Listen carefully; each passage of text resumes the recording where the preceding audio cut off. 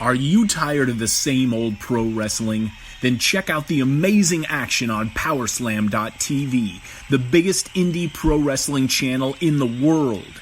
Get over 3,000 hours of the best pro wrestling events from over 100 of the biggest names in the industry from over 15 countries around the globe. Get your free trial today at Powerslam.tv.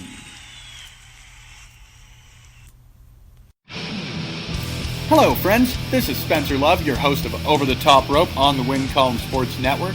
Don't forget you can head to wincolumnsports.ca for all of your previews, reviews, and breaking news from the world of wrestling, be it your major promotions or from the great province of Alberta, Canada. Awesome! This is your main man RJ from the Ringside Rant, heard only on the Visionaries Wrestling Network.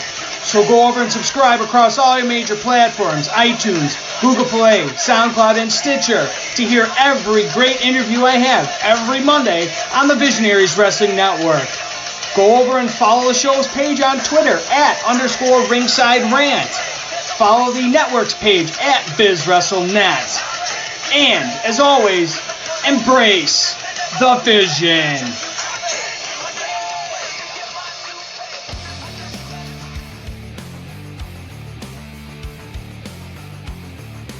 If you like podcasts and you are listening to on Backbreaker Media, then you should listen to me, Chris Parrish, and myself, Manoia, and the Sounds of Struggle, because we are literally the most entertaining duo you'll ever come across in Western Canadian wrestling, baby. We talk about things like wrestling and other sports we like. Wrestling. But we won't talk about other sports that we don't like, because it's not that kind of podcast. Like wrestling. I mean, we like hockey. And wrestling. And we like football. And wrestling. And we also like to drink beer. While wrestling. Well, not while wrestling, but while watching wrestling. Yes. Yeah.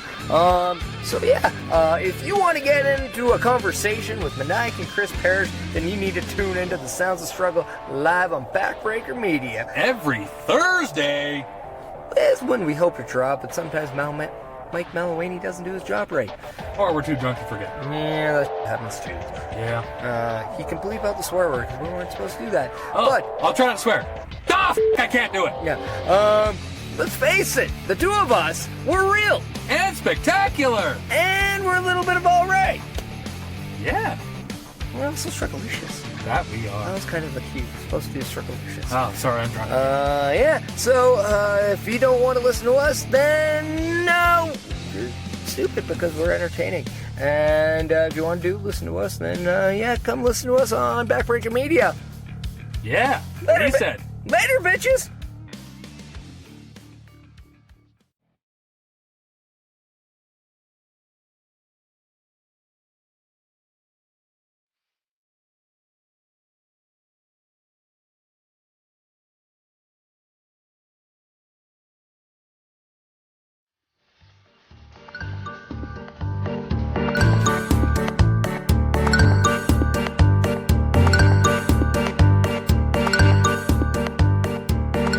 Gentlemen, welcome to Total Nonstop Anarchy Episode 8, and this week we are featuring TNA Weekly Pay-Per-View number 2. We are inside the Asylum, ladies and gentlemen. I've been getting my pills trying to make me less crazy, and this week, the man who's joining me inside the Asylum, my cohort this week, my special guest, the Danimal Daniel Jobber. How you doing, brother? I am awesome, thank you much. Danimal Daniel Jobber, at your service. Buddy, I'm so glad to have you back on the show this week. Excited to be back, man. This is great.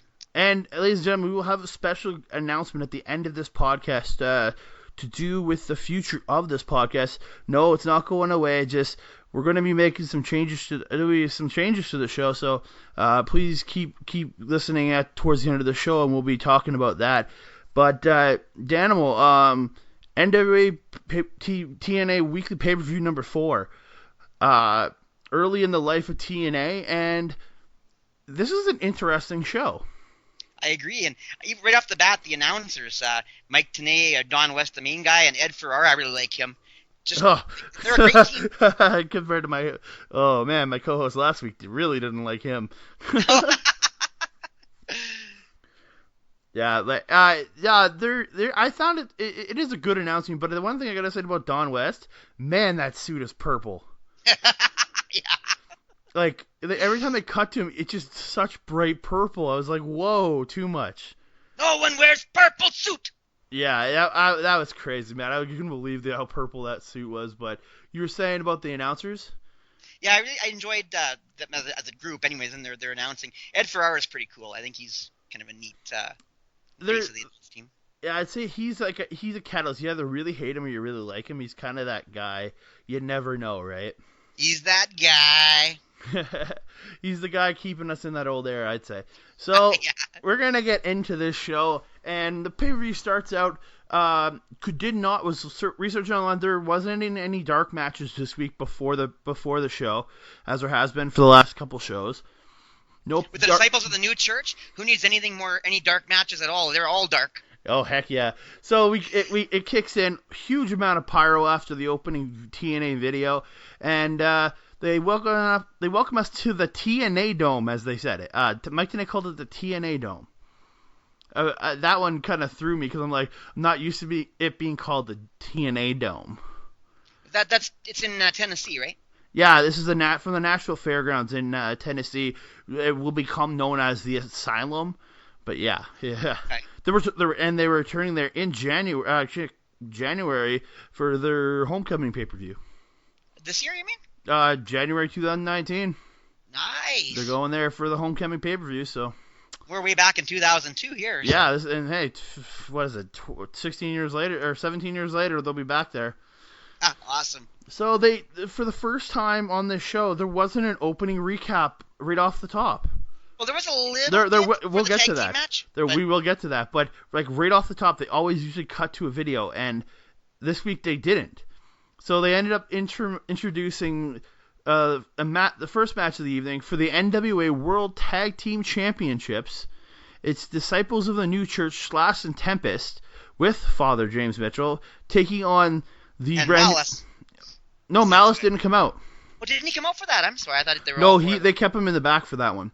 Okay. Yeah, it was just the three of them came out, and they were facing off against the brand new NWA Tag Team Champions, Jerry Lynn and AJ Styles. Now, after the New Church came out, that's when they did the recap, because I literally wrote, "Fuck a recap."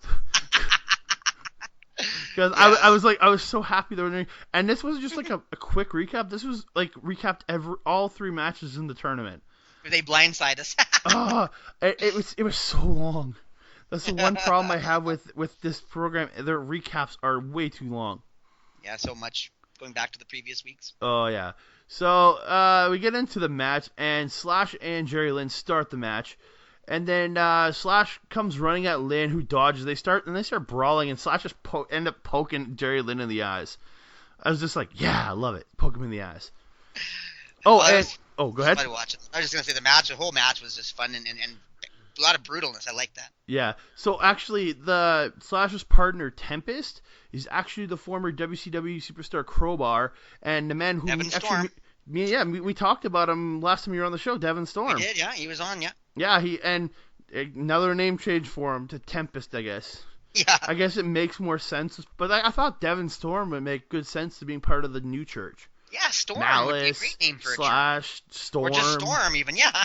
Just Storm, it would work, but maybe because Lance Storm was so big at the time, they didn't want to use the name. That could be it. Yeah, so Slash with a shoulder block, misses the elbow. Lynn goes for an inverted DDT, but Slash reverses into a running power slam, but Lynn ends up reversing it, sending Slash into the corner. Lynn ends up hitting the Bulldog out of the corner for a 2 count. Lynn then jumps up onto Slash's shoulders. Am I quick at this backwards? Is this Tempest? Be honest, I didn't have notes on a lot of the details. I don't remember. I could be wrong here, so don't give me shit, because I actually think it might have been Tempest in this match, but I could be very, very wrong.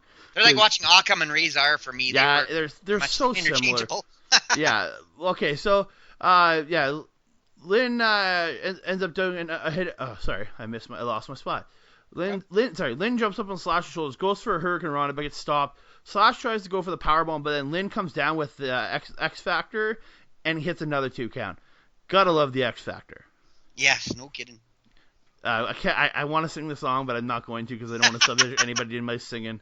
I'm not good.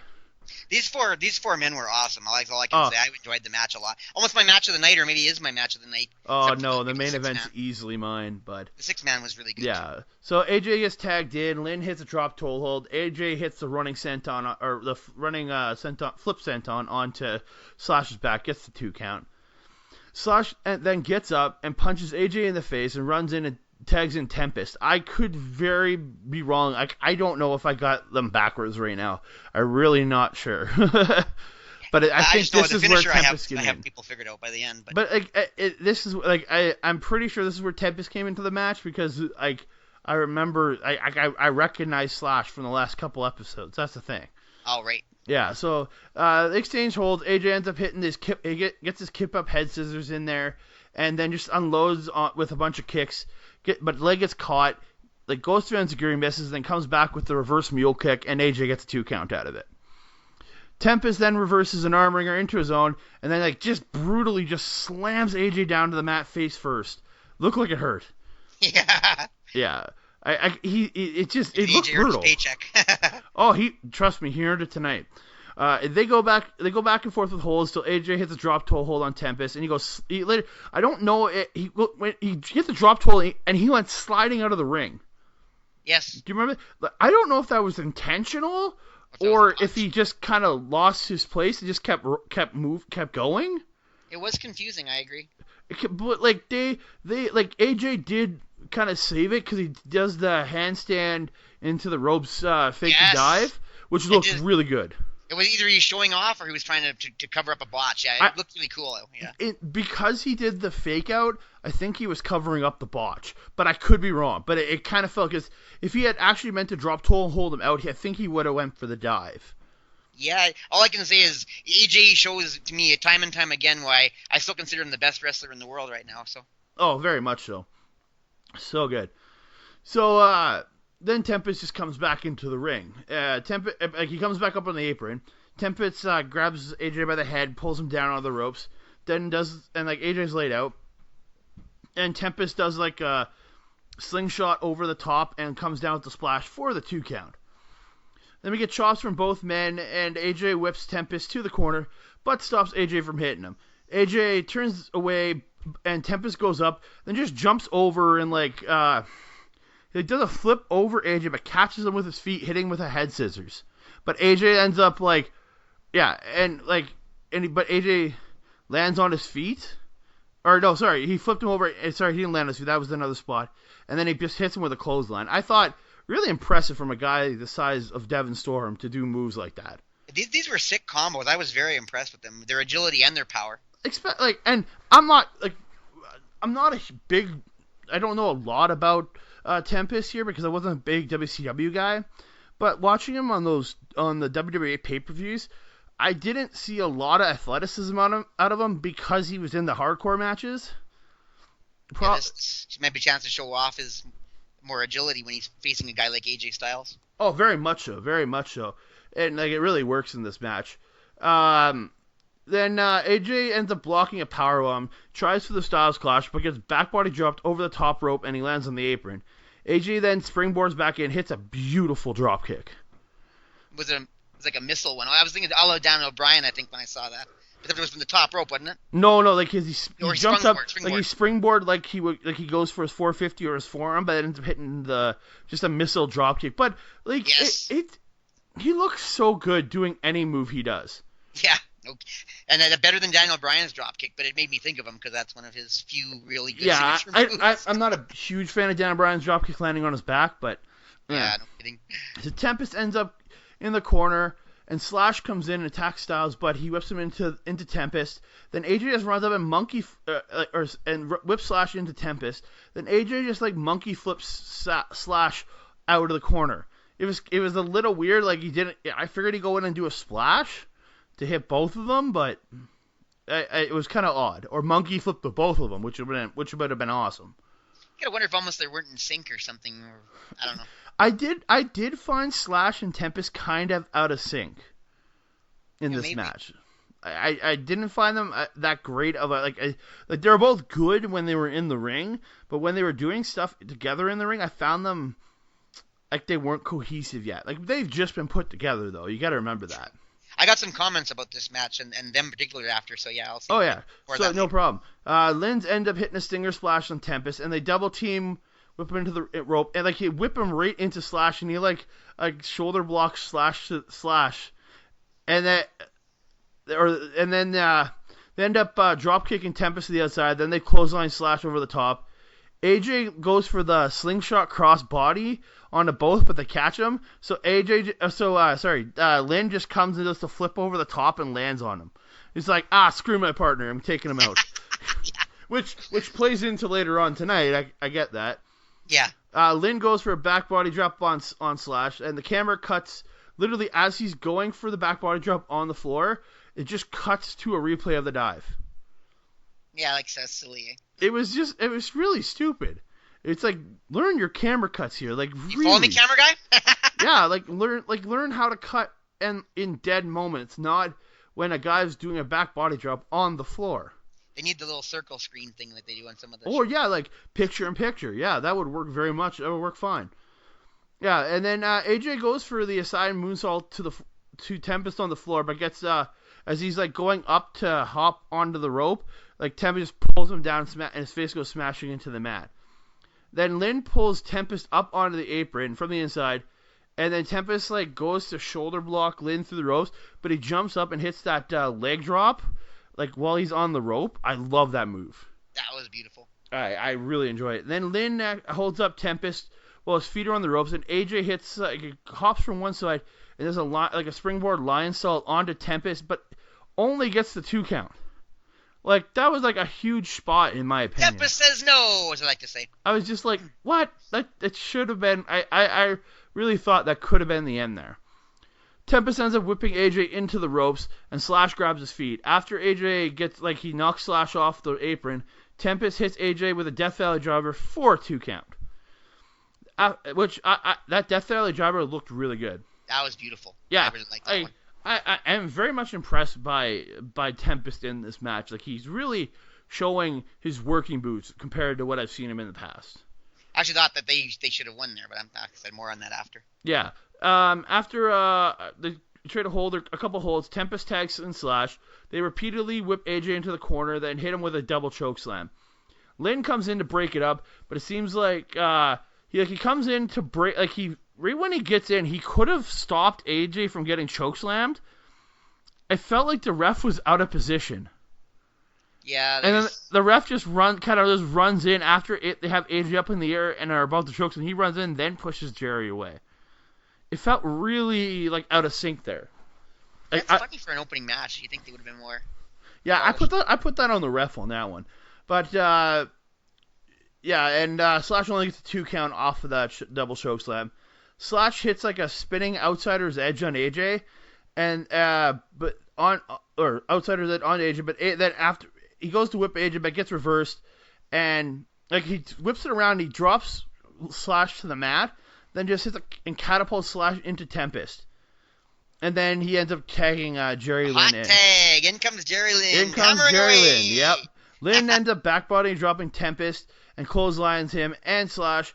Then hits a jumping tornado DDT to Slash, which I'm so impressed with Jerry Lynn. Yeah, that looked like a great finisher, man. I actually thought he was going to win with that one, but this guy's been wrestling since the early 90s. I can't believe he didn't get as far as AJ Styles almost when I watched him with the AJ Styles together. I know, and then he's so good. So sorry, I lost my point again. He hits the tornado DDT, and then Lynn ends up reversing a whip and hits a wheelbarrow bulldog. Lynn goes for the cradle pile driver, but but Slash gets in, distracting the ref, and Tempest hits a low blow on him. And then they roll out of the ring, and that's when AJ is tagged, I think. No, yeah. Lynn ends up blocking a Hurricane Rana because he puts him onto the top for a Hurricane Rana. But he blocks it and then just comes off with a crossbody, gets a 2 count. Now, with the spot you're talking about, Tempest goes for a Death Valley Driver, but this is where Lynn comes off the shoulder, and then he tries for the cradle pile driver again, but this is where Slash comes in to break it up, and he back body drops Slash over the top to the floor, and that's where AJ tagged himself in. Oh yeah, right, because he actually hit the pile driver, and he was about to get the 3 count, then it was interrupted, I believe. So yeah, he hit the cradle pile driver, and he went for the pinfall, but that's where Slash came in, and then so that's when Jerry Lynn tossed him outside, and that's when AJ like tagged in, and you could see Lynn kind of pissed. Yeah, like it shouldn't happen. Like why? AJ took the spot, then AJ goes up, hits the spiral tap, and gets the win. So your winners and still NWA Tag Team Champions are AJ Styles and Jerry Lynn at 10 minutes and 35 seconds. And I like the AJ's top rope finisher though. I mean, Jerry Lynn did. I don't think he's broken that move out. No, I think he's done it. It's still in the games for him. Like it's one of his moves in the games. So. See, my problem though is I think it was a waste of the Disciples to bring them in and have a team like this, and you just had Lynn and Styles just win the titles, and you have them their first match. Like, why not let these big guys, the Disciples of the Church, get established and come get this rivalry, and let AJ and Lynn maybe have a few not great squash matches, but opponents that give them a good fight, but then they show that they're a good tag team and they're winning, and then have them face each other at a more critical time. They almost like wasted them, and then they fed them to AJ and Lynn for the spirit of the feud. Yeah, I mean, I get that. This match was entirely to get across AJ and Jerry Lynn's feud, and like this is a team where I don't get me wrong, I like both men in the ring. But their cohesiveness quite wasn't there. If they would have built them up, I think they could have been a really good, credible tag team. But like they should have had more time. And really, if you wanted it to be to feel the feud, why not have the Disciples of the New Church win the tag team titles and have AJ and Lynn blame each other and cause the feud that way. And what's really stupid that I think it's in 2 or 3 weeks like later of this show, they end up having a match goes to a no contest against Jeff Jarrett and Ron Killings, and they just get stripped of the titles. And it's so silly. I don't know why they didn't just let the Disciples of the New Church have it and let other teams chase them and take it off them at some point. TNA is a complete mystery to me. That was a missed opportunity, I thought. I would not have put it that way. Very much so. So Jerry Lynn after winning, he looks very unhappy. The jealousy and anger, you can see it's growing because he looked this way after they won the titles the week before too. So they cut to Girls in Cages Dancing. This is our first Girls in Cages Dancing of the night. I think I actually forgot to write that down at some point. Yeah. And of course, Jeremy Borash is quoted as saying, "Is Naza." Yeah. So the broadcast team then goes to another video, and way too long, of the main event from last week, and then in probably the last minute of the video, all you hear is Scott Hall on the phone. Yeah. He's on the phone. I'll just pre-record a segment. He says he's here with a news flash, and then he just starts talking about the match. And he says he's coming after them. Brian first, K-Krush second, and Jarrett last. And then he just hangs up. You know who he is, but you don't know why he's calling. What the hell? Sorry, Wizard Ramon is always one of my favorites. Oh, Chico. dude. So they cut back to the ring, and we get match number 2 of the night. Brian Christopher and Screaming Norman Smiley. But don't forget the promo first, though, yeah. Oh, no, I'm getting to it. So Brian Christopher comes out first. He gets on the mic, and he says, you go from a child to an adult, and you go from a child to a man. Names drops his dad, says he's lived in his dad's shadow. Says the fans say he's only in the business because of his father. Says he will prove them wrong, and says, screw Jerry Lawler. Says Lawler was never a father at all, and was never there. Says it's all going to change, and it all changed at Hall's expense. Says he can finally say what he wants and do what he wants, and he says, Jerry Lawler, go to hell. And he just goes off on a bunch more shit about his dad, because, now, Brian Lawler. And then he says, he's no longer Jerry's kid, and it's all about Brian Lawler. And of course, as Jerry Lawler's thinking, he's not the Messiah. He's a very naughty boy. Yeah. So then Norman Smiley comes out, but as soon as Smiley gets in, Lawler attacks him. Lawler beats him down for a little bit in the beginning and hits a hangman neckbreaker on Smiley. Did you hear what TNA called it? He called it the Hangman's Noose Neck Breaker. Yeah, I think so. I was like, that's not the name of the move, dude. It's just a Hangman Neck Breaker. Smiley comes back with a couple insecurities, hits the wind-up slam. Smiley does his dance, then hits a reverse atomic drop, then hits an atomic drop. Smiley ends up doing the big wiggle on the ropes while Lawler's bent over on the ropes, which I've always found. Yes. That was I saying about that. I was saying, called Lawler's wife from a payphone, said I was the cops, and your husband's in jail. The state looks down on sodomy. Oh, Jesus. That was awesome. And of course, Norman, is that you? Answer me, Norman. I've never liked the big wiggle. I've always kind of thought it was a stupid move. He goes for the big wiggle on Lawler. Then Lawler ends up reversing when Irish whip and hits a DDT. Smiley then literally hits that DDT and Norman sells dead. He goes to lift him at one point. Norman's just like he literally dead weights him. I was like, that's kind of a shitty move. Dead weight a guy. I was hoping, come on, Norman, do it for all Jerry's kids everywhere. Yeah, there's probably got to be a shit ton of them. I know he has at least 2. I don't know. I'm pretty sure there's more. There's got to be more. Lawler hits multiple running shoulder blocks in the corner until Smiley dodges it, gets the punches and headbutt and a clothesline for 2. Smiley then gets to 10 punches in the corner. This is where Lawler low blows him, and he goes up to the top. And he starts to set up for the hip-hop drop, puts the glasses on, and shakes his head and just tosses the glasses into the crowd. And does an original Marquee leg drop for the win. then just does a flying leg drop for the win at 4 minutes and 46 seconds. Yeah, it reminds me of original Marquee, man. Yeah. Come on. This is a little early for Marquee. Yeah, I know. He would even been born yet. Maybe. Marquee's been in the business for a year at this point, but no, he's probably stealing it from Brian Lawler. Yeah, exactly. He's tribute to, because you got to say Marky, the Marky Mark, one half of the Funky Bunch. Very, I got to say the Funky Bunch was very inspired by Too Cool. You have to say that. Yeah, I got you. Yeah. So, but I thought Norman put on a pretty good show. I was a huge fan. I thought Norman did great, but you're trying to build Brian Lawler as one of your heels. He should have finished him in a minute. In reality, if you none of that stay looked down on sodomy stuff, maybe, I don't know. No, but it's just, to me, it's don't get me wrong, I love seeing Norman Smiley work, and I like seeing Brian Lawler work, but it's the fact that you're trying to build this guy, and he's got Scott Hall next week. Make him look dominant.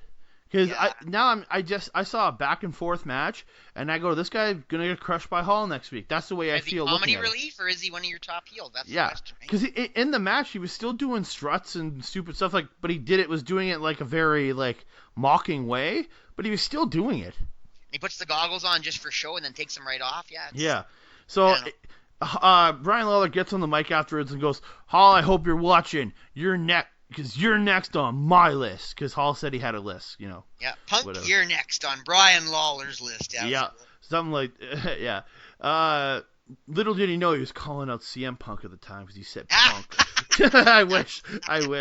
Man, CM Punk, 2002 CM Punk versus Brian Lawler would have been good. Like to have whacked him with a straight edge, though. So. Yeah. So, they cut to the back, and Goldilocks is following Jared, and Bill Barron's the TNA vice president, the NWA vice president. Barron says, Jared's says, where's my title match tonight? And all this says, and Barron says, don't have a title shot tonight. No title shot for you. And Jared's demanding a title shot, and then he ends up running off, says, I'll deal with this or something. Then you just hear yelling from coming off. And no, you don't know what it is. They say it might be Father Brian Mitchell. Yeah. So when they cut back to the ring announcers, they said it might be Father James Mitchell. But Goldilocks went over to the door to investigate because, come on, she's an investigative journalist, Goldilocks.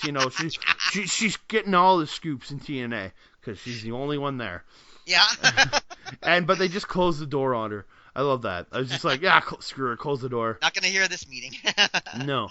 So we cut back to the ring, and we get match number 3 of the night, and it's K-Krush against NASCAR superstar Hermie Sadler and his pit crew.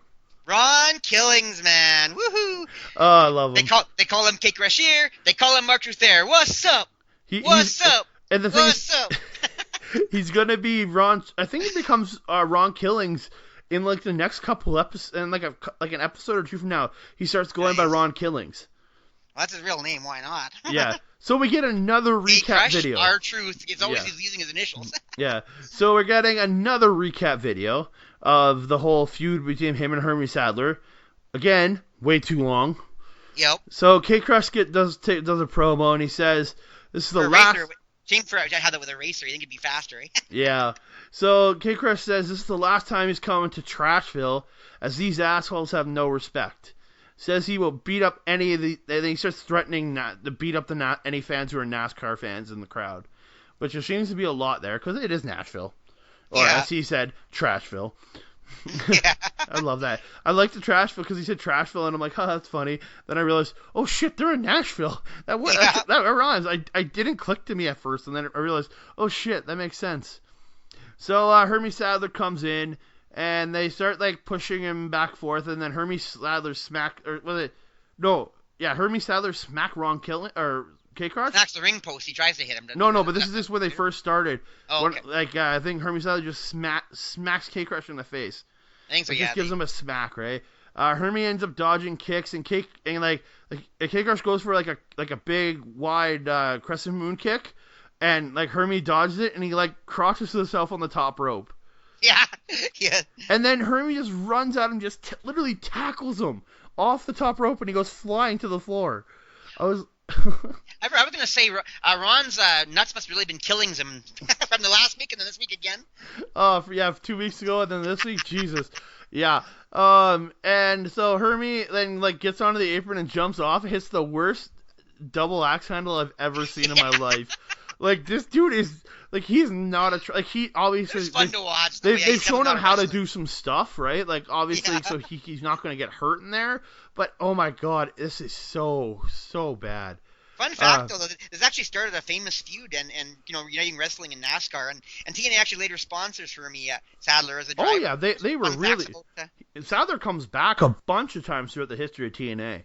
He gets really involved with, like, I think up till like 2014, 2015, he was still coming back to doing stuff in TNA. Like, he never had a match that late on, but he was coming in doing, like, he would show up at the show and like cut a promo or something and talk about stuff. But yeah, like he was still showing up up until a couple years ago. I mean, they were sponsoring him. Why not get a little in return? Yeah, and you could tell by him doing this, you could tell the guy is a fan. Yes. Yeah. He loves wrestling. So K-Krush, this is where K-Krush actually literally punches the post. Yeah, Andre the Giant headbutt style from WrestleMania. Yeah, but he just runs in and just punches it. Or like just when you see a wrestler just go to chop a guy while he's on the post and they duck and they chop the post. Well, that happened to Andre the Giant in WrestleMania 3. One of the most famous moments. The ping here around the world. Yeah. Hermie ends up throwing K-Krush back in. Hermie gets the corner 10 punches and gets a 2 count off it. This is where this match really started to piss me off. Yeah. And then K-Krush reverses like a whip, hits a scissors kick, then does like a 1-finger pin. Yeah, and I'm like, all nonchalant. I'm like, God, this match. This is where this match really this match really started getting annoying for me at this point. Suplex from K-Krush, he hits a suplex, then he just kind of waits, then he does a pin, and then Hermie kicks out. Well, I like the way K-Krush is doing his dance moves to piss off the audience rather than entertain them. Yeah, because he's like stopping. He's stopping doing his dance moves. He's delaying. And then so he hits a running power slam onto Hermie Sadler. Again, another 1-finger pin. And I'm just like, God damn it, end it. K-Krush locks in a figure 4. And he's like using the ropes for leverage. But like Superman Hermie Sadler, he flips him over, you know. Yeah. Jesus Christ. Like I hated this shit. No problem. He goes for a Hurricane Rana on Hermie, but then Hermie hits a power bomb. Yeah. But you notice like he power bombs him, and he's kind of in that seated position where you'd hold a guy and pin him. So the ref drops down and starts counting 1, and he gets to 2, and Hermie just like like breaks the count, repositions, and gets himself on top for the pin. I'm like, dude, just sit there. Yeah, exactly. You had the 3 if he counted 1 more second. Oh, so Hermie starts unloading on K-Krush with punches, but then K-Krush just rolls him up, puts his feet on the ropes, and gets the pinfall victory in 5 minutes and 6 seconds. Yeah, it was a different match. It was a little overdrawn, I gotta say it. This match, I enjoy watching K-Krush and I understand you want to get hurt, like you want get the crowd happy, but again, this is K-Krush, the man who I'm pretty sure he's going to be a major player in this company within the next few weeks. He's going to be in the main title picture. And he's going to have a tag team title match. He's getting into the world title picture in a few weeks. Like, but don't forget that ending though, eh? And they're setting him up to reverse the decision. Yeah, so like they're setting this guy up for Scott Hall. So yeah, he got the pin, but he didn't look good in this match. So after the match, he starts beating down on Hermie Sadler, and the pit crew pulls Hermie out, and the ref just like, screw it, I'm reversing the decision. I thought it was because he was beating up on him, but if they did that, they'd have to reverse every decision. I think the pit crew was actually informing him that he put his feet on the ropes. It could be something like that. I'm not sure. So I was thinking it's, guess K-Krush getting nothing for Christmas. Somebody snitched on him. Yeah. Ladies and gentlemen, remember, this is the Christmas Day edition of this show, too. More Christmas carols. Yeah. So your new winner of the match at 5 minutes and 6 seconds is Hermie Sadler. Yeah, it was like, really... You're building Ron Killings up to face Scott Hall. Why are you doing this? Yeah, I don't know. It was a head-scratcher. Actually, another little-known fact, Ron Killings actually has some really great rap albums out there, such as Doggy Style, Dog Pound, Beware of Dog. Really good albums. Yeah. So they cut. Oh wait. That's Snoop Dogg. Sorry, yeah, not Ron. I was gonna be like, my bad. Sound like Ron.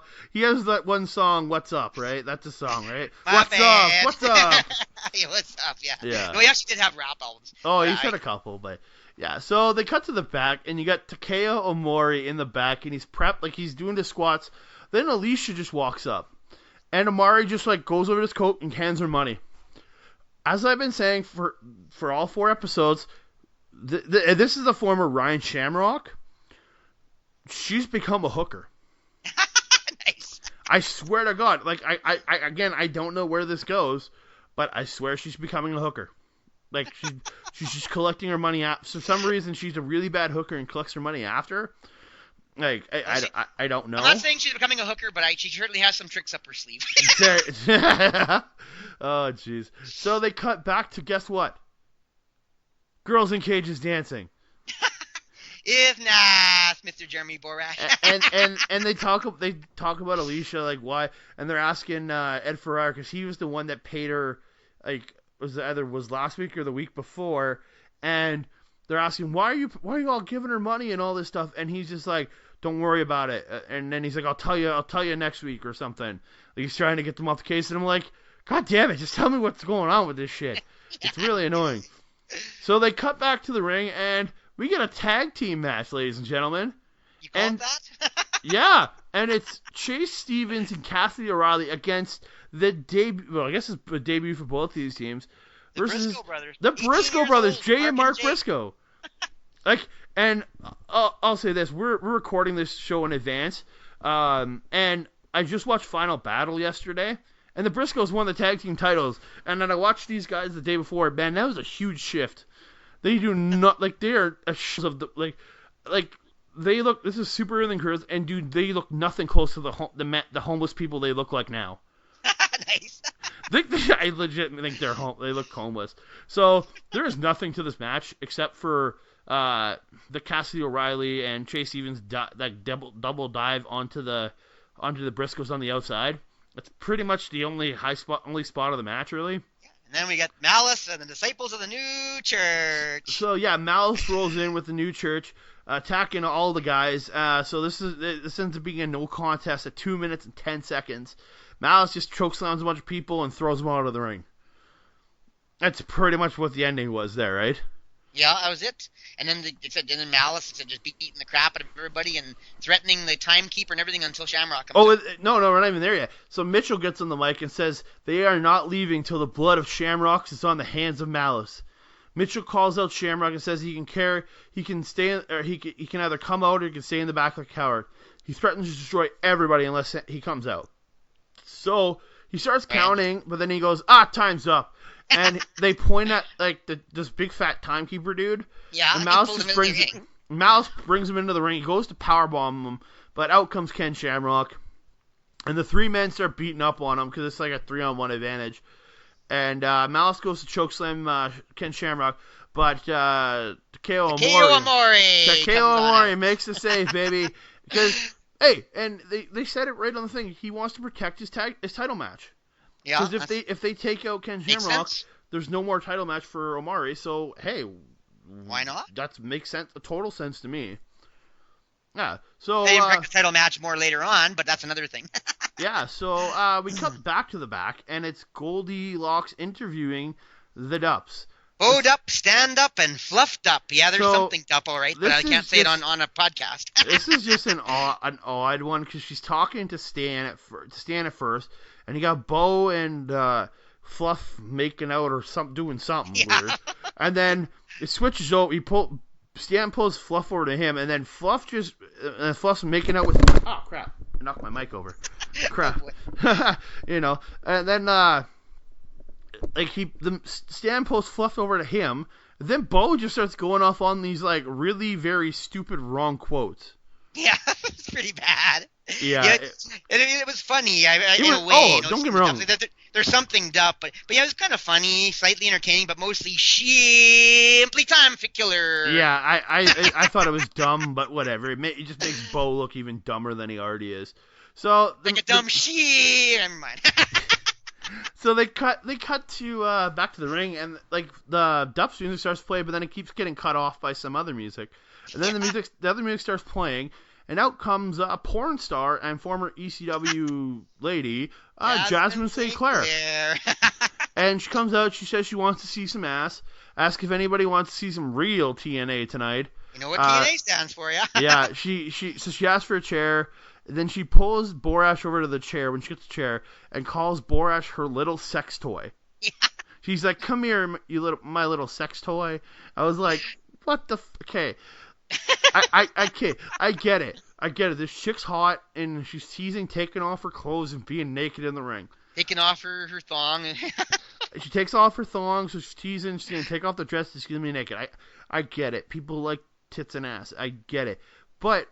And I understand this is 2002. That's an entertainment segment, But I don't have to like it. I find it so stupid having these on, especially I'm so happy we are where we are with women in wrestling. No kidding. Don't get me wrong, I like seeing a naked girl, but I guess at this point you didn't have the internet readily available. I guess there's so many other ways. Yeah, but I at this point you didn't have internet readily available. But looking back on it with 2018 eyes, it's just God, this is some of the lowest common denominator shit. Yeah. So his vice president tries to interrupt. Ed Ferrara spears him. He literally and the vice president finally covers her up. Shit out of him. It was great. He comes in. Ed Ferrara just comes out of nowhere. It's Ed Ferrara, and he just kills him. And then Ed Ferrara ends up going back to the desk after it, and he goes, "Oh man, I thought it was a fan coming out of the crowd. I had to protect her." And once again, Jeremy Borash is saying, "Isna saw her punani." Yeah. So that Clem got in the way. So I always got to bug Borash. His name's just too perfect. So. I love that guy. I think he's too close to Sacha Baron Cohen's character. Yeah. So we get and so they cut. Finally go to the next tag team match. It's the Dups taking on the Flying Elvises, team of Jorge Estrada and Sonny Siaki, and they mentioned with Mortimer Plumtree. Well, no, he's not with anybody at this point. Oh, he comes in after because they actually mentioned Jimmy Wang Yang is in. He's in Japan on a tour. So the Asian guy, if he's not there, he's got to be in Japan. It's kind of what the fuck.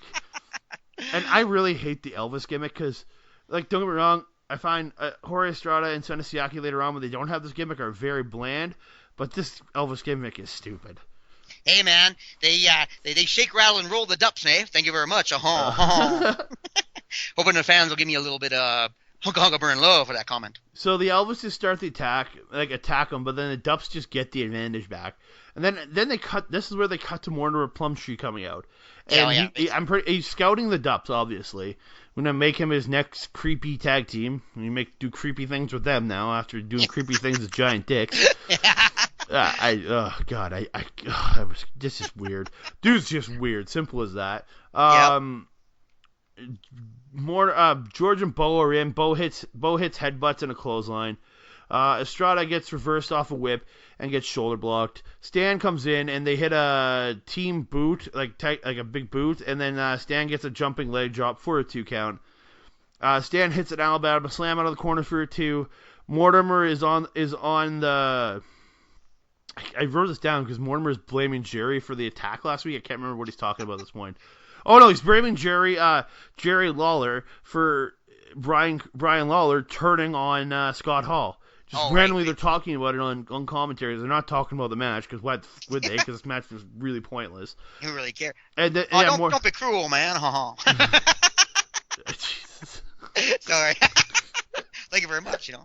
Oh damn! I love your Elvis impression. That's why I laughed so hard. I want them to keep this gimmick forever now because I can keep hearing your impression. That's what I want. I believe I got a lot more. we gotta go karaoke sometime and you do an Elvis song. Oh heck yeah! Yeah, buddy.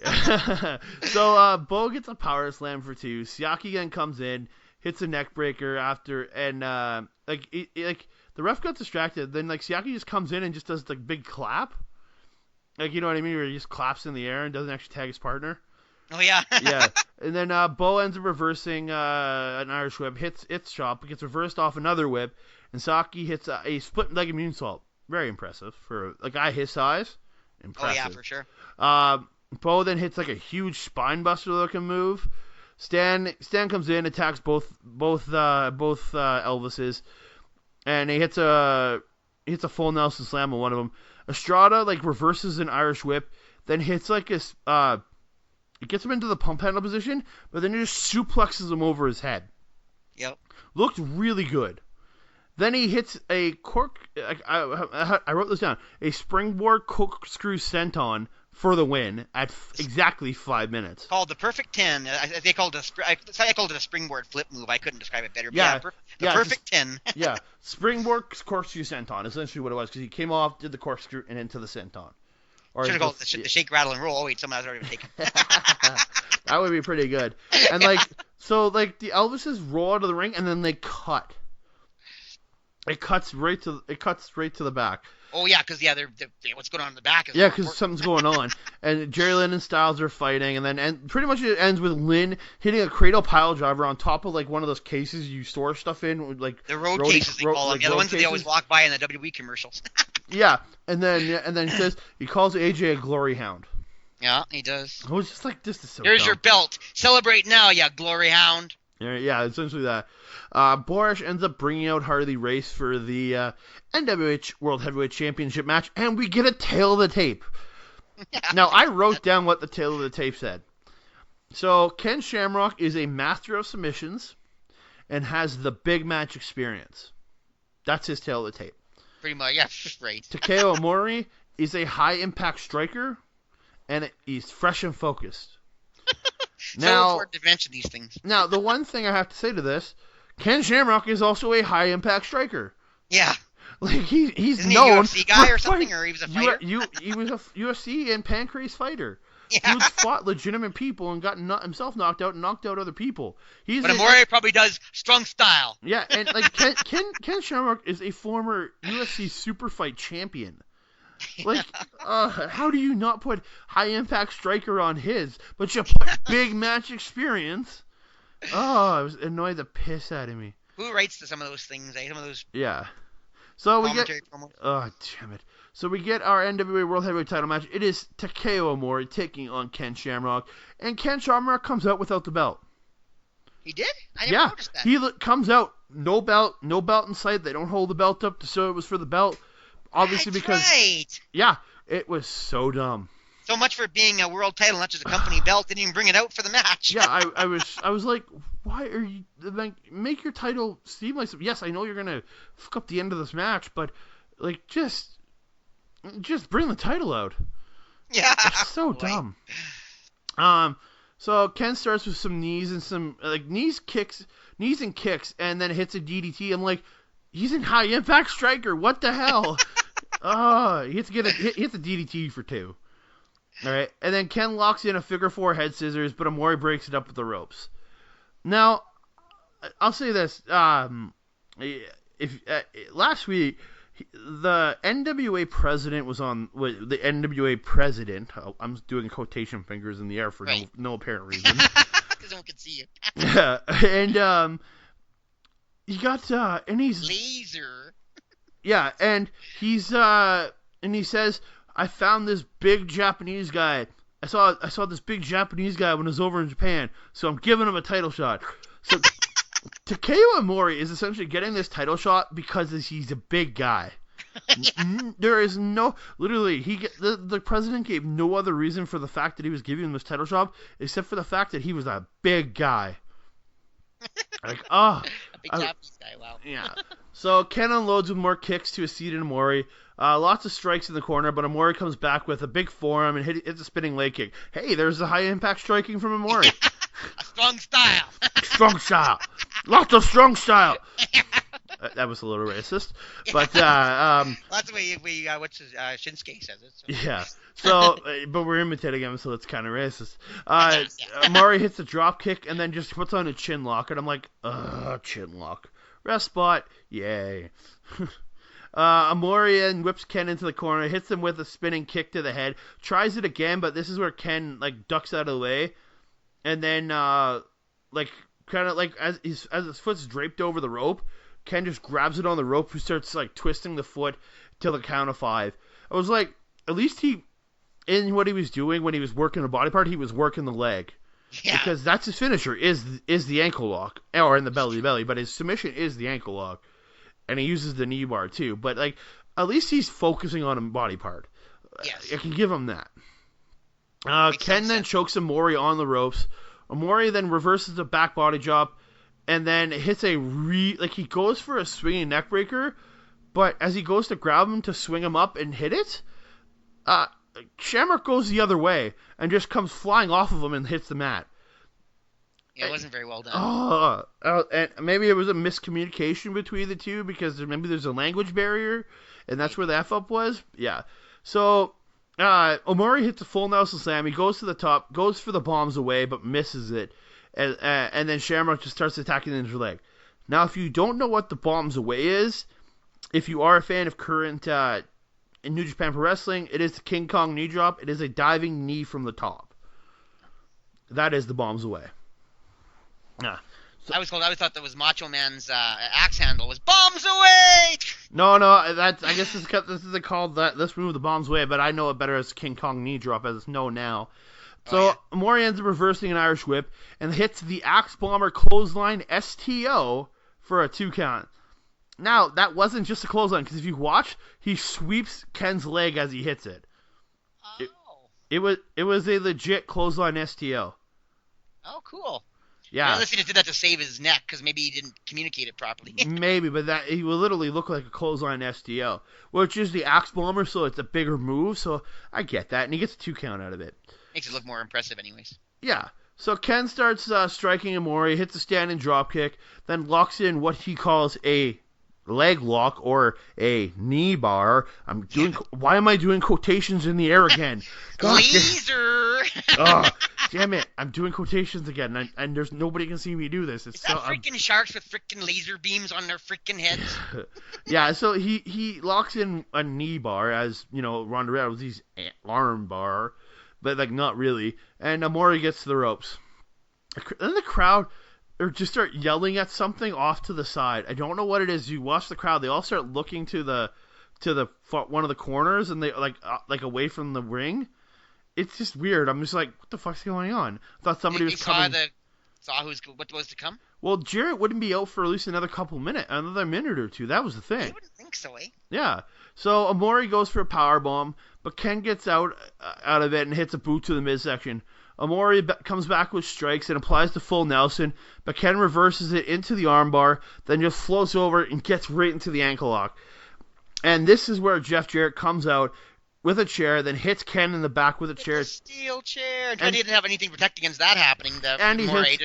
He hits Ken in the back, then hits Amore in the back. And so this match has become a no contest. It's 7 minutes. And so they literally did 7 minutes and 52 seconds before this happened. And almost a waste of time for the most part. Dude, just give us 3 minutes and have Jarrett come out. I would have been honestly, you could have given that time to the X Division match. Yeah, there was nothing really to the point. There was almost no point in the match at all.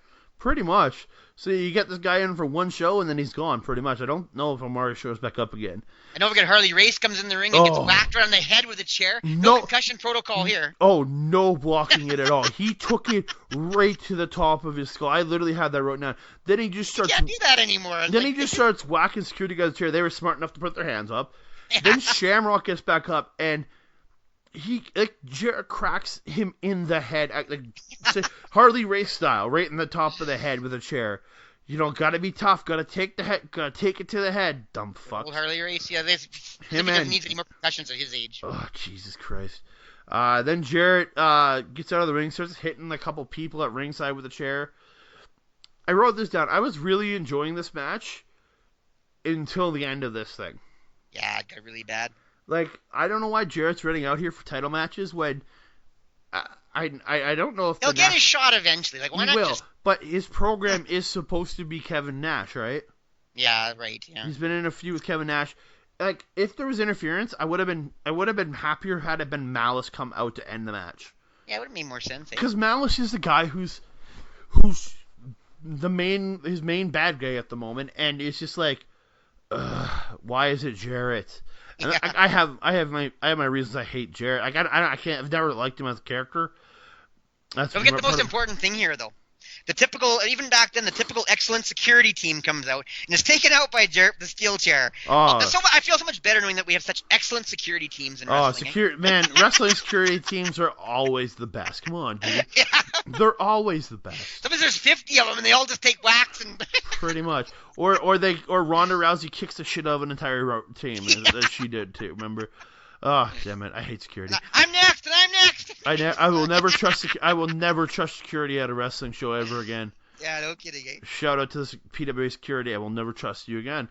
They cut to the back, and Goldilocks, she's talking to Jerry Lynn about him fighting with Styles. She says, "You want some? I'll give you some. Open your mouth and say ah." That was pretty, yeah. Yeah. Yeah. I was like, what the... That's very out of place for Jerry Lynn. That one kind of bothered me. And like, what's the point of it? I don't know. I know you gotta cut your mouth off, too, if you don't get that smirk off your... Oh, no, that was... No. So we cut to James Mitchell. He shows up, and he first thing he calls it, oh, it's the whore of Babylon. I was like, what the hell? Like, what the heck? What's going on with this? Like, he was calling her a whore. Then he threatens to he threatens to cut off her lips at one point, and all this shit, and tells her to let Jeff Jarrett know he wants to see him, pretty much. Yeah. Then he calls be evil, I can be good, depending on what you do. Yeah. And he calls himself a god. He says he is a god of his new church. It's just like, what the hell. Then so after they leave, then she hears moaning coming from, like, it's like dude moaning or yelling or something, or like whatever, coming from where they just walked from. Yeah, exactly. And then see him then or hear him then. And Ace investigator Goldilocks goes to investigate, and you find now it's the vice president beat up. Barons. Yeah, NWA vice president Bill Barons has been beat up, and he's kidnapped, and again with FU written on his belly. Yeah. So now there's no president, no vice president. Who's left? It's the mystery of FU, ladies and gentlemen. The FU mystery. I swear to God, it's them going FU fans. Yeah, pretty much. God damn it. Maybe those said with all these beat ups. Yeah. So. Thank goodness we're almost at the main event. Oh no, we are at the main event, and it is an X Division Championship number 1 to 6 contenders 6-way elimination match. It is Low Key versus Primetime Ela Skipper versus Kid Romeo versus Tony Mamaluke versus the Fallen Angel, Christopher Daniels versus Mr. JL himself, Jerry Lynn. So I have a lot of notes for this. I condensed them down, and I still have a lot of notes for this.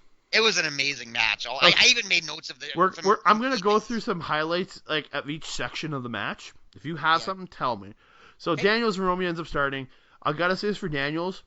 The Japanese arm drags look amazing. When he like grabs a guy and like arm drags him, but flips him front over him, like suplex style, but with an arm drag. Oh, I love those. And then Ela Skipper is probably my highlight wrestler of this match. Like, he was impressive. I haven't seen a lot of Ela Skipper because when I got into TNA in 2004, 2005 area, he was kind of on his last days there.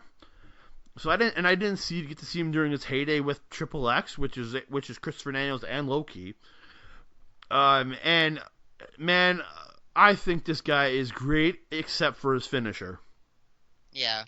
So Tony ends up Tony Mamaluke's in at one point, hits a beautiful Northern Lights suplex. The guy, as much as I don't care for him because he's blah wrestler, is very technically good. Yeah.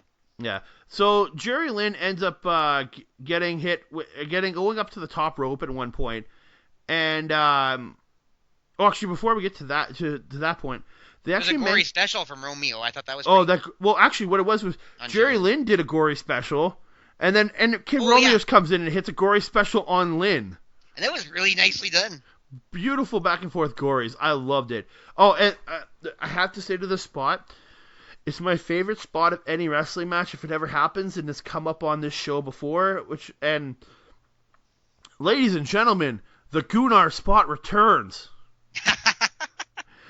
So Christopher Daniels gets himself seated up, jumps up on the top rope, and he gets his ass on the rope, and then hooks Jerry Lynn with his feet, and he flips backwards over the top. I love that.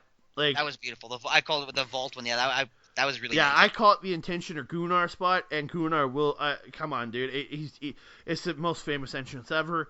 And then he backwards vaults on him afterwards. Out of the ring. Then he does, and dude looks so good. He hit the closed leg springboard moonsault to the outside instead of a split-legged moonsault.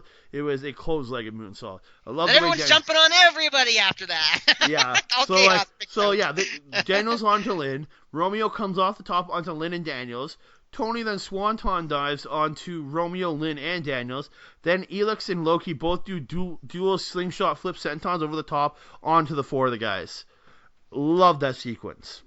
And then sadly through it all, Jerry Lynn is counted out. Oh, no, we'll get to that spot. But I have to bring up something here. Okay. The announcers mentioned that Daniels is a 9-year pro at this point in 2002. He's not that old, is he? That's what they said. He's been in the business 9 years at this point. So it's now 2018, right? Yeah. And it'll be 2019. At 2018, that's 16 more years. That puts him at 25 years this year. Wow. This man is kidding. And I have to say this, for being in this business 25 years, he's putting on if you watch him today, he's putting on an incredible pace. He has not slowed down from what you see in Daniels in this match. If anything, he's better. Right? He's doing even better than what he's doing here. That's impressive. But then again, I saw Lance Storm out 2 years ago too, and he looked like he hadn't lost a beat either in some ways. I will agree with that, but I wrote this down. Most people at 25 years or more have either hung it up or do matches once a year, twice a year at most. Where Daniels is wrestling every weekend. He comes and does. He's come and done indie. He did 2 indie shows in Edmonton in 3 months. And through all that, he was like a 6-man tag team champion, doing all these matches, just wrestled on Final Battle against Marty Skrull for the #1 contendership. He's got to be awfully old And, at this and point. what they said was a lot of people are saying that was match of the night, one of their matches of the night, other than the ladder war. Like, that's crazy that this dude 25 years into his career is putting on matches of the night. What an athlete, eh? It's amazing that you got to keep. It takes a lot to keep your body up. Even heck, I'm 43 and I already feel. I'm very impressed with that. I'm 31 and man, I could never. I'm definitely couldn't keep up with him. You got to be impressed with people that can keep their body up that long, eh? Yeah. So Lynn goes back in the ring. He goes for a drop kick. It looks like he's coming to go do for a drop kick off the top. This is where Tony crotches him and he falls to the floor, and the ref just counts him out. Oh yeah, I forgot he got back in the ring. Yeah, that's no, right. no, he never got back in the ring. Lynn never got back in. Oh, okay. Lynn, he fell to the outside, and the ref counted him out and that was the end of Jerry Lynn in this match. And that was a what? And that was at 10 minutes and 16 seconds into this match. One of your top guys in your promotion, and you have him not even in the picture. Like, wow, that shocked me. Yeah. So let's move on to the next elimination. So Elix Skipper gets tagged in, and it hits the play of the day on Tony Mamaluke, and pins. Oh, so sorry. Before Lynn is now, and they say he becomes the number 6 contender to the X Division title. Yeah, like that matters, but whatever. Yeah, it doesn't. In a couple weeks, it won't matter anymore. And then so Elix Skipper hits the play of the day on Tony Mamaluke, and Tony Mamaluke. AKA the overdrive is someone that they call it. No, but he did say that Elix Skipper calls it the play of the day. Yeah. And that would eventually, I think, MVP would start using that move at one point too. Oh, really? Yeah, MVP started using that move. I can't think it's called the Playmaker. He called it or something. Oh, okay. But yeah, he used it too. So Tony is eliminated at 11 minutes and 32 seconds of this match and becomes the number 5 contender to the X Division Championship. Yeah. Oh, Jesus. And then Loki, because he comes in. So Loki comes in and starts kicking Elix. Skipper gets whipped in the ropes, but he goes through the ropes. Yeah. And this is my second Gunnar spot of the night. Lands like head first on the ring apron, then falls backwards to the floor. I watched this and I'm like second Gunnar spot, yes, unintentional Gunnar spot. I loved it, but he went through the ropes instead of going over the top. But it was, oh my god, I laughed so hard because all I could think of was Gunnar falling. God damn it. But I felt so bad for him because obviously he didn't mean to do that. Yeah, it was very much a botch. So Key goes after the ref checks on him, he's fine. Key ends up bringing him back in the ring, and they end up fighting again. But yeah, that was pretty brutal. Well, they had a good battle. That's all I can say between Key and Skipper at that point. One spot where Elix Skipper goes for that. I guess the closest thing I call it would be Cody Rhodes' disaster kick. Oh, yeah. Where he springboards off the middle and spins and goes for the kick. When Elix Skipper, he Matrix ducked it, dude. Which looks so impressive. Yeah, it was a pretty good battle between those guys for sure. Yeah, Daniels got tagged in. So Daniel gets tagged in, and then he ends up catching Elix on his shoulder, sends him off into an inverted DDT position, hits the last rights, otherwise known as the crossroads. Got to let people know so they have a move to vary it off of. And gets inverted swinging net breaker for the layman's term people. Yeah, swinging net breaker, but I think most people know it as the crossroads. Hits the last rights and gets the 3 count on the Skipper. And I was a little disappointed they pulled Skipper out of the match because I love that guy. And he's eliminated at 14 minutes and 56 seconds of this match to become the number 4 contender. And then we have. And in 2 to 3 weeks, he gets a title shot before Kid Romeo, before Daniels. And then comes Romeo, wherefore art thou, Romeo? Oh, Romeo comes in. My sleeper in the match because he was nothing up until this match. Yeah. And at one point, he gets up on the top, gets Daniels up, and hits an air raid crash off the top. The ref counts 3. Yes. But Daniel's foot was on the ropes. Yeah, I didn't see that coming. I heard right down the mat. The third or fourth elimination was That's Daniel's. What I thought. But then the ref just waves it off. And I'm like, holy shit. Well done. I never saw it coming. So this is where Low-Key tags himself in. And Then he hits a spinning kick to the corner. Then hits the title crush, where it's his cartwheel into the jumping kick into the corner. Then locks in the dragon clutch, which is also known as a dragon sleeper for layman's terms. Right. And gets a submission on Kid Romeo. Yeah, that's right back at. Well, that actually was. That air raid crash, though, I was very impressed by. And then that title crush and then into the dragon sleeper looked really good. Low-key was really impressive near the end. Oh, yeah. Oh, trust me, I've got a lot written down for after this. So, Kid Romeo is eliminated at 17 minutes and 6 seconds and becomes the number 3 contender. And the number 4 contender gets the title shot before he does. So, this makes no sense. What? Another what? Yeah, that makes no sense at all. So, now we get into a point where I started actually taking notes for everything because this, or most of it, because it was really good. So I'm going to go into a note mode here, okay? Alright, so Low-Ki attempts a couple pins, gets no success. Multiple chop, and they go into the corner, and they both just start chopping each other back and forth.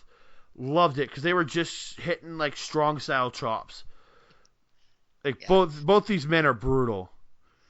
Yeah, and then Daniels hits a reverse STO, then hits an STO, and this is where the refs or the announcers are saying both these men are exhausted. Yeah. I swear, both look exhausted. Yeah, and all they could do was roll each other into leverage pins back and forth for a while there. So then Daniels goes for the BME but gets crushed. Low-Ki, he climbs to the top because he did this a few weeks ago where he grabbed the dragon clutch and flipped backwards off the top, landing into sitting on top of him with the dragon clutch. But Daniels pushes him off, and then Daniels still tumbles to the floor or tumbles to the mat. He snap mirrors out of that one submission hold. Yeah, so Daniels then goes up, hits the BME, but he's selling that he's hurt. So he goes for the cover, but it only gets a 2. I'm like, no, that's his finisher. Yeah.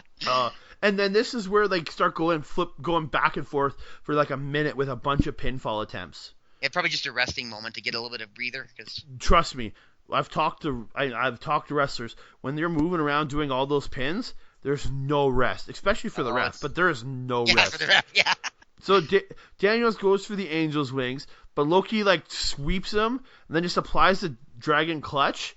But Daniels just flips Low-Ki forward to break it. I was like, that looked really good. Just snap mirrored him through again. Yeah. And then Daniels puts Low-Ki on the top and hits the fall from Grace for a 2 count.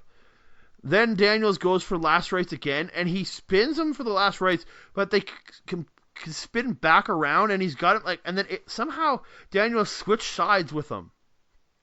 And then Low-Ki just kicks upwards and kicks Daniels in the face. That's impressive to be able to kick like that and kick that far back and kick a guy in the face. That's impressive. Thick combos near the end there. Oh, so then Low-Ki ends up picking him up, hits the Fisherman Buster Driver, gets the 3 count. There's another name for it. I couldn't make out what it was. He yelled something, but the best way I can describe it, because I couldn't hear the name, is the Fisherman. It's he sets him up for a Fisherman Buster suplex, but then brings him down in front with a Fisherman Buster Driver. It was a sit out, yeah. Yeah, it was a sit out Fisherman Buster Driver. Looked so good, and he gets the pinfall, and Christopher Daniels is now the number 2 contender and your winner and number 1 contender for the X Division Championship. Low-Ki! At 21 minutes and 43 seconds. Yeah, I didn't expect Low-Ki to win. But he certainly put up his weight for that. I mean. Oh, I was happy with that, man. He deserved it. Incredible match, man. Incredible. All 6 of these men killed it in there. Yeah. Jerry Lynn going out at 10 minutes, I understood because the dude already had worked 10 minutes. Yeah, I guess he has and he's already in a feud with Yeah, he's already in the feud, so he'll get his title match in 2 to 3 weeks, even though he's number 6. He'll get another title match. And this was the end of the show. No. No, you're right. So the Flying Elvis is coming, and they're all done. Everybody's all shook up. Oh, thank you very much. Oh yeah, they shake them all up, and they just kick the crap out of Low-Ki and Daniels. Siaki goes to the announce booth, says they were not a part of this match, and they're not treating us like a part of the X Division, but we are the X Division, and we're gonna prove it. So this is where Elix Skipper had come out, and then Siaki just runs in and just like he did a what is it, Ed Ferrara style tackle to a VP style tackle to a man. He nailed him, and it looked like it hurt. It really did. And then out comes Kid Romeo and Tony Mamaluke, and they end up running off the Elvises. But it was really funny when Elix Skipper came out. I really found it funny because the Elvises were kicking the shit out of Triple X. Yeah. Because Elix Skipper, Daniels, and Loki become a trio called Triple X. So it's kind of funny that they're beating the shit out of Triple X. I was like, that's kind of awesome. So yeah, Tony Mamaluke, Kid Romeo run him off, and this should be where the show ends, right? Yeah, now for sure. They go to the announcers for the end of the show, and they tell us that next week it will be TNA X Division Championship match. It will be AJ Styles defending against Loki. And they're selling the fact that both men are so beat up, how they gotta get to that match. And then they Scott Hall and Brian Lawler, and then they promote the return of Puppet the Psycho Dwarf, and he's gonna be facing off against Meatball, the world's largest midget. So pretty much a regular sized guy. Still a large ego between here and the end of the show. And large ego. Then we cut back to Jeff Jarrett, who comes out. He says, and he gets on a mic, says, "Screw all of you. He deserves a title match." And this is probably my favorite part, when he starts screaming at the Tennessee Titans and getting in their faces. It was a Tennessee Titan player, right, that came in, yeah. No, like 4 or 5 of them. Because there's I think it was like the offensive line or the defensive line was there. They all hopped the guardrail and start kicking the shit out of them. And if you really watch, some of those punches weren't worked. Yeah. Like they are because they don't know how to do work punches. They're legit punching the dude. If you get into it, you gotta be prepared to take it. Yeah. Oh man, I loved it. And then Jarrett gets a hold of a chair, or Malice and the New Church come out and start breaking up the brawl, and Jarrett gets a hold of a chair, and he just cracks one of the Titans players. I was like, you can't do that. They're not allowed to have physical contact. That's not very nice. Well, there's stuff built into those guys. Like that dude can now get fined by the NFL because they're not like. Remember when Pac-Man Jones came to TNA?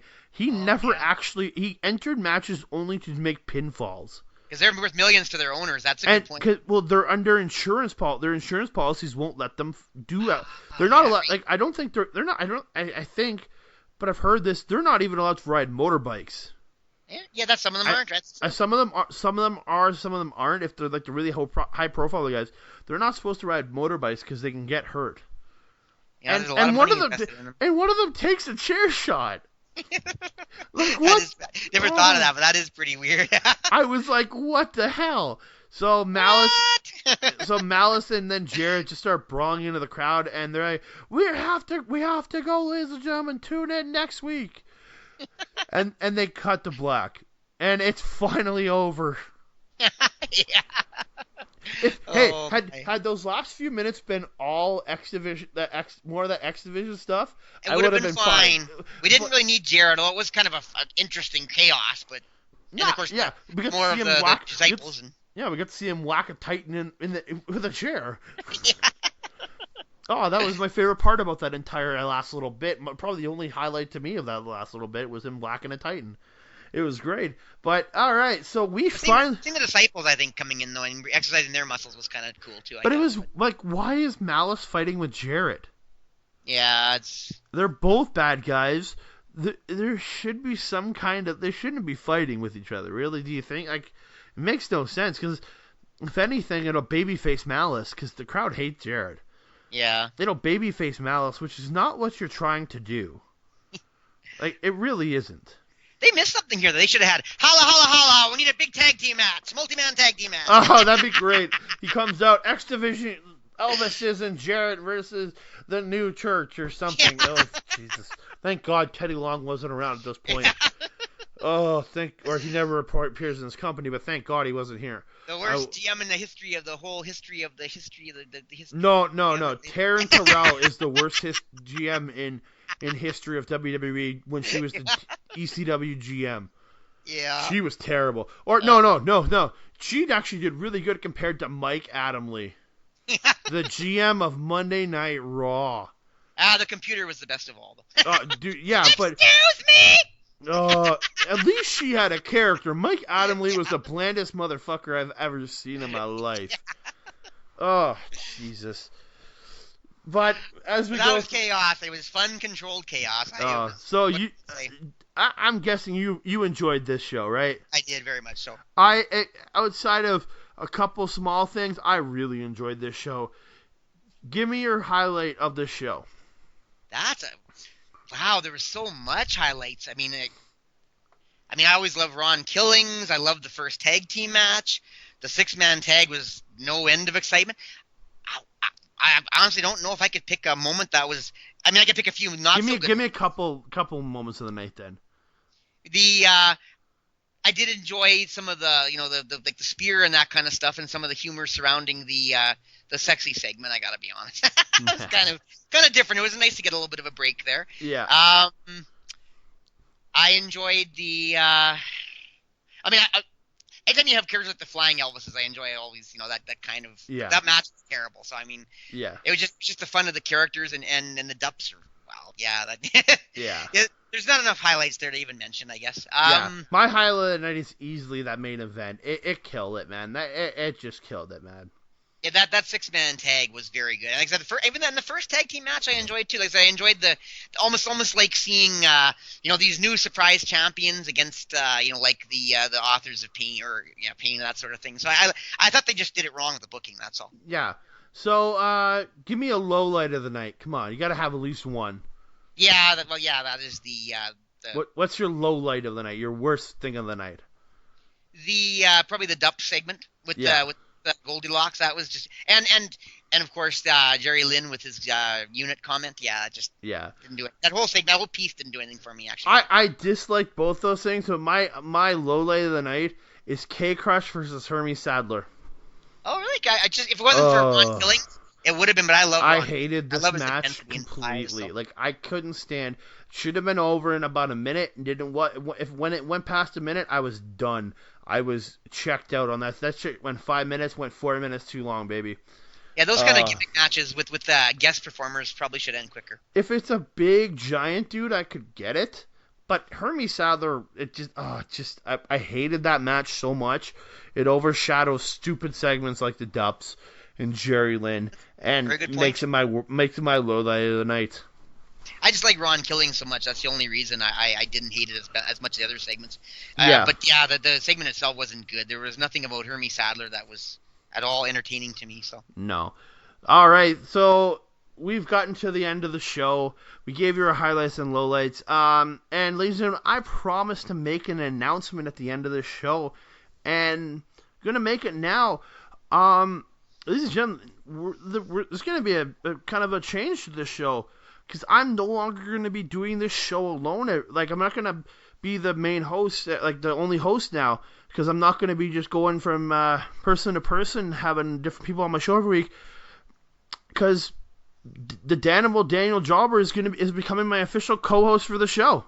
And looking forward to it. It's going to be great. So you're going to be hearing the Danimal every 2 weeks on this show with me, and we don't worry, we are still going to be bringing guests in on the show, and we'll be having a third voice on the show to talk about this stuff. We're going to work on go back and forth with our chemistry, and hopefully get some consistency maybe on some of the random stuff. So. Oh yeah, we're it'll be fun, man. I'm so looking forward to doing this show with you, buddy. Yeah. I enjoy feeding off you. It's always fun to go back, get back and forth, and to. Oh, very much so. So, if anybody wants to get a hold of you or anything, you got any social media you want to plug? I sure do. You always follow me on Twitter at Daniel Jobber, capital D, capital J, and on Instagram I'm Danimal Daniel Jobber, all lowercase. And because I used to do a lot of Instagram. I still try to do whenever I can. And of course we sell merchandise with Backbreaker Media. I do on. You can either go on to Backbreaker Media segment of whatamaneuver.net or go on my official website, DanimalDanielJobber.ca, and there is a merchandise tab there that can get you to the point where you can buy the official Jobber Champion Danimal Daniel Jobber merchandise. So I hope you'll check me out. Yeah, check out the merchandise, and you'll also check out all the rest of the Backbreaker merchandise on there too. So don't forget to get those so you can get your Front Row Mafia shirt, ladies and gentlemen. And we got baby onesies. Oh, you can outfit your babies on this, ladies and gentlemen. You're gonna love it. You're gonna love it. So I got a picture with me and my best friend or wife's best friend's little boy with the 2 jobbers. So yeah, it was kind of cool. Oh, that's awesome, man.